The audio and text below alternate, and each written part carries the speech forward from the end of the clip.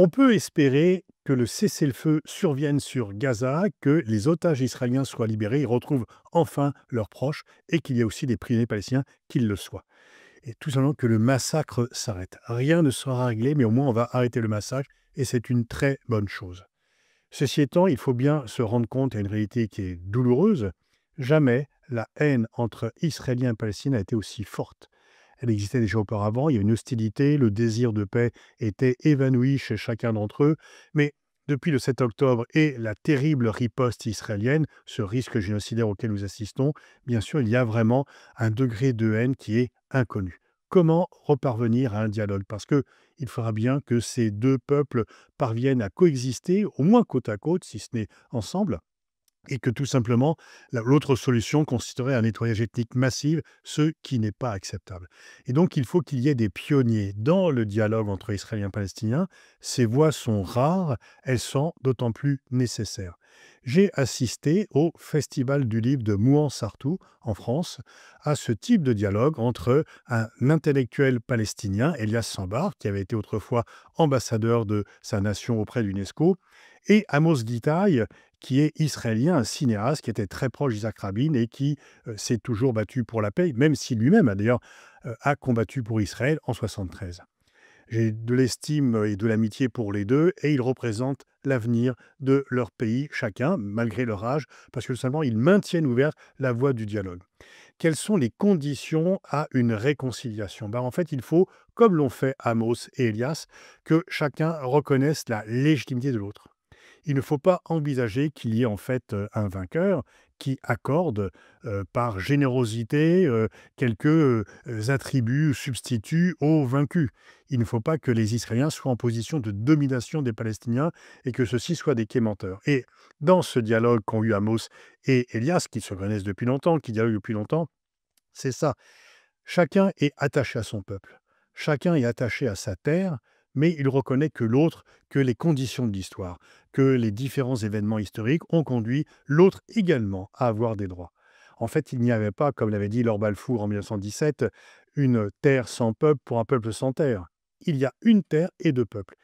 Et en fait, on ne va pas revenir sur les déclarations historiques, on ne va pas revenir sur la suite des événements. Chacun des deux peuples a un droit sur cette terre qu'il faut donc partager. Partager dans des contours dont on connaît la réalité, avec peut-être des modifications frontalières, à condition qu'elles soient mutuellement agréées et territorialement compensées, grosso modo, sur les terres de 67, avec donc cela si les deux peuples négocient sur un pied d'égalité et s'il n'y a pas un vainqueur qui décide quel miettes il va accorder à l'autre. Surtout, il est aussi important donc de reconnaître la légitimité du combat national de l'autre et de connaître l'histoire de l'autre, que les Palestiniens reconnaissent la Shoah. Ils n'en ont pas beaucoup entendu parler et donc ils reconnaissent cet événement historique majeur qui fait bien sûr partie de l'histoire et de l'identité du peuple israélien. Mais en même temps que les Israéliens reconnaissent la Nakba. On ne peut pas les mettre sur le même plan, mais c'est aussi un traumatisme national pour les Palestiniens qui marque leur conscience, qui marque leur mémoire, qui marque leur peuple. Et puis, il faut que les Palestiniens condamnent nettement, fermement les attentats du 7 octobre, qui sont un traumatisme pour les Israéliens. Ce n'est pas uniquement un combat pour la libération, il y a des atrocités commises contre des civils, et d'ailleurs des civils qui souvent luttaient pour la reconnaissance des droits des Palestiniens. Amos a beaucoup insisté là-dessus.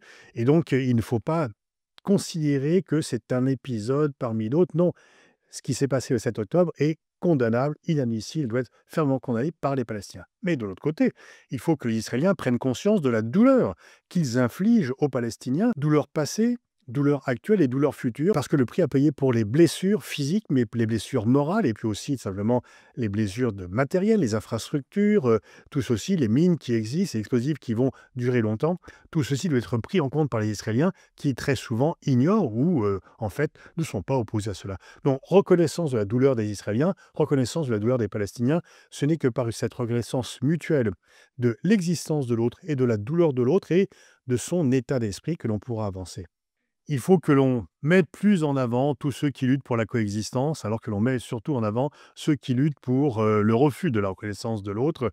Il y a quand même, aussi bien en Palestine qu'en Israël, des voix qui savent que la sagesse, c'est la paix, qu'il n'y a pas de solution militaire à ce conflit. Et le fait de penser qu'il y a une solution militaire est une illusion coûteuse pour les deux peuples.